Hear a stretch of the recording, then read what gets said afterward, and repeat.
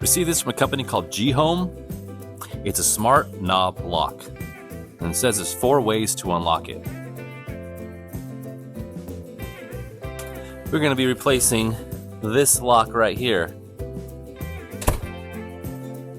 Safety is what we do at this house.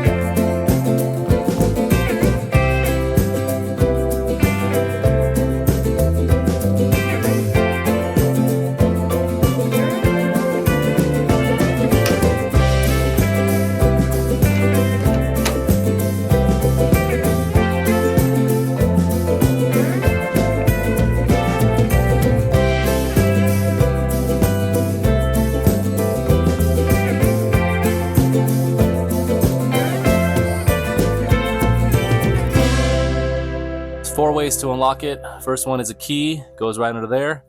You got your thumb, and then you got your passcode, and then you got the app.